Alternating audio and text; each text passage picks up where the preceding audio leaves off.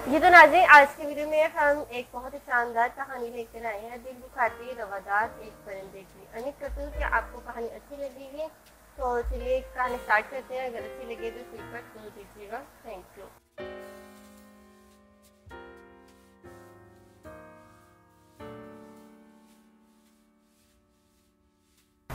अपने कहरीन के लिए थोड़ी सी मुबालगा आराई के साथ तहरीर करदा एक सच्चा वाक़या जो परिंदों की नज़रियात, सोच, एहसास और जज्बात, ज़हनी और जिस्मानी तकलीफ का भरपूर अक्स है।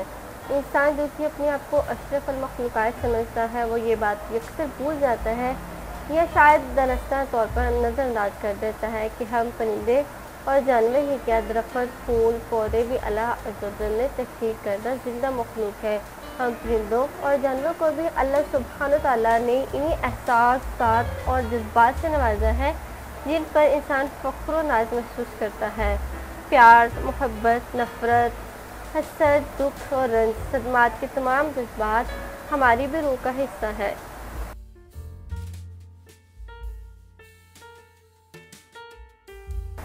आज मैं आप सबको अपनी ज़िंदगी की दर्द भरी कहानी से आगाह करना चाहती हूँ। पहले तो मैं अपना तारुफ करवा दूँ। मैं एक ऑस्ट्रेलियन मादा हूँ। मेरे मालिकान बहुत अच्छे थे।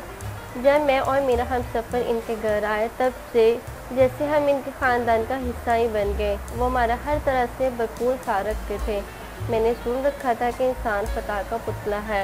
इस ख़ता के पुतले से न जाने कैसे इतनी बड़ी गलती सरजद हो गई, उसे खुद भी पता ना चला। इस बात का अंदाज़ा इसके वक़्त हुआ जब बहुत देर हो चुकी थी। पानी हकीकी मायनों में सर से ऊपर गुजर चुका था।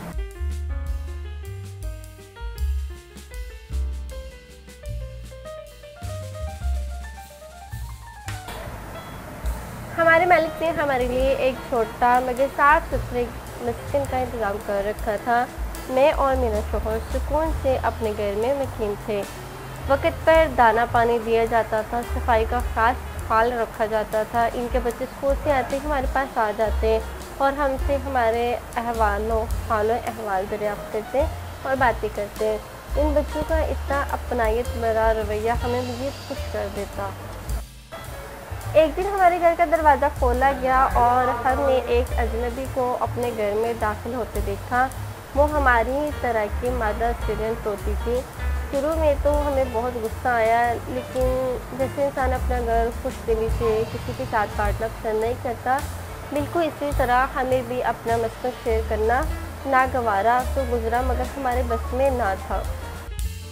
कुछ दिनों बाद आखिरकार वो लम्हा आ गया जिसका हमें शिद्दत से इंतज़ार था। अल्लाह ताला की करम नवाज़ी हुई और इसने हमें वालिदैन बनने का शर्फ बख्शा और हमारे यहाँ 3 अंडे हुए। ये खबर मेरे और मेरे शोहर के लिए नहायत खुशी का बायस थी। मेरे शोहर ने शोर मचा कर मालिकान को भी तवज्जो कर लिया था और वो भी ये जानकर खूब खुश हुए। हम अपनी खुशी में ये अक्सर भूल गए कि हमारे घर में कोई और भी है जिसको हमारी ये खुशी ज़रा बागी नहीं हो रही। इस मादी तोते ने तो इसके बाद से मेरे साथ बाकायदा लड़ाई झगड़ा शुरू कर दिया। मैं हत्ता-अल-इम्कान इससे दूर रहने की कोशिश करती। अक्सर तो मेरा शोहर भी मदद करता, मगर हमें ये मालूम नहीं था कि इस तोते के अंदर हसद और जलन का लावा पक रहा है। चंद दिनों बाद 2 अंडों से मेरे बच्चे बाहर आ गए।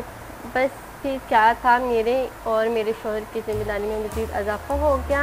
बच्चों की देखभाल, इन्हें खाना खिलाना वगैरह। एक रात मेरे शौहर घर से बाहर गया हुआ था। मैं अपने बच्चों को सुला रही थी जब थकन की वजह से मुझे भी ऊँघ आ गई। रात के अंधेरे में मैंने किसी को अपने घर में दाखिल होते हुए देखा। नींद के बायस आँखें कमाद ज़दा थी। मैंने यही गुमान किया कि मेरा हमसफ़र ही होगा। चंद लम्हों बाद वो दोबारा नहायत खामोशी से बाहर चला गया। मुझे हैरत हुई, मगर मैंने ज़्यादा ध्यान ना दिया। अगले रोज़ अलिया सुबह हमने देखा कि जो अंडा रह गया था वो टूटा हुआ था, जिसे किसी ने जानबूझकर नुकसान पहुँचाया। मेरा शक तो इसी तोती पर गया। इसी ने रात की तरीके का फ़ायदा उठाते हुए हमारे मस्कन में घुसकर वार करने की ठानी होगी, बिल्कुल किसी बुज़दिल दुश्मन की मात। बहरहाल हमने सब्र से काम लिया। महीने बाद ही हमारे बच्चे काफ़ी बड़े महसूस होने लगे थे।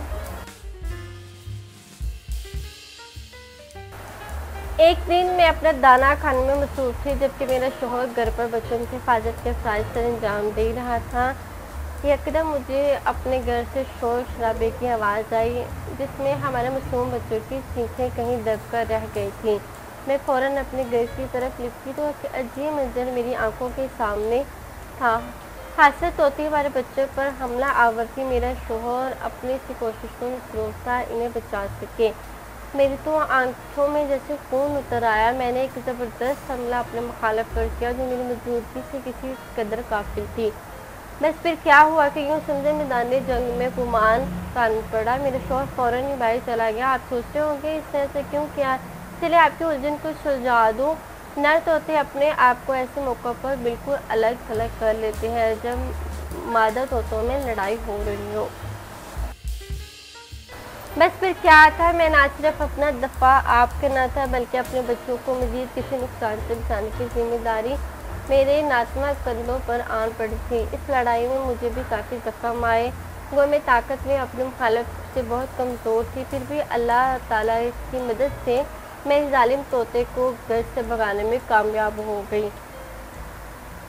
मेरा ये सब करना बेसूर ठहरा था, क्योंकि हम पर क़यामत टूट चुकी थी। मैं तो ज़ख्मी हुई थी, मगर मेरे बच्चों पर जिस वहशियाना अंदाज में हमला किया गया था, वो नन्ही जाने इस तकलीफ़ और गहरे ज़ख्मों का मुकाबला ना कर पाई। हमारे दोनों बच्चे अल्लाह को प्यारे हो गए। 2 दिन बाद जब हमारे मालिक ने महसूस किया कि अब तक बच्चों को अपने घर से बाहर आ जाना चाहिए, मगर वो नहीं आ रहे थे, तो उन्होंने हमारे घर की सफाई की, जो बच्चों की वजह से नहीं कर पा रहे थे। इस दिन इन पर मुनकशिफ हुआ कि हमारे बच्चे तो मारे जा चुके हैं। तब इन्हें एहसास हुआ कि उन्होंने दूसरी तोती को हमारे घर में जगह देकर बहुत बड़ी गलती की थी। उन्होंने इस तोती को फ़ौरन दूसरे घर मुंतकिल कर दिया, मगर ऐसा करना बेसूर था, क्योंकि जो नुकसान होना था वो तो हो चुका था। बच्चे की मौत के सदमे ने मुझे जैसे तोड़ कर रख दिया था। खाना अच्छा लगता था, ना शौक से बातचीत करना। आखिरकार शिद्दत गम की वजह से मेरी टांगों ने काम करना छोड़ दिया। मेरे मालिक ने जब ये बात महसूस की तो मुझे जानवर के डॉक्टर के पास ले गए, जिसने बताया कि मुझे फालिज हो चुका है। डॉक्टर ने मशवरा दिया कि मुझे इनके पास ही छोड़ दिया जाए। उन्होंने मुझे एक बड़े से पिंजरे में रख दिया, जहाँ और भी परिंदे मुख्तलिफ बीमारियों की वजह से रखे हुए थे। वो दिन और आज का दिन मेरा मिशन यही है। आज भी मुझे अपना प्यारा घर, शोहर और बच्चे याद आते हैं तो आंखें भर आती हैं। काश इंसान इस बात से आगाह हो कि हमारे जज्बात और फसाद को भी ठेस पहुँचती है। हम भी इन्हीं की तरह हसद और जलन की बीमारियों में मुब्तला होकर दूसरों को नुकसान कर सकते हैं। ओके, तो नाज़रीन, उम्मीद करती हूँ कि आपको कहानी अच्छी लगी होगी। अगर आपके घर में या आपके आसपास कहीं पर परिंदे हैं तो आप इस चीज़ का ख्याल रखें कि जब कोई एक फैमिली पूरी हो, उनको दूसरी फैमिली से अलग रखा जाए, ताकि उनके बीच में लड़ाई झगड़ा ना हो। तो उम्मीद करती हूँ कि आप अपने परिंदों का अपने बच्चों की तरह ख्याल रखेंगे। अल्लाह हाफ़िज़।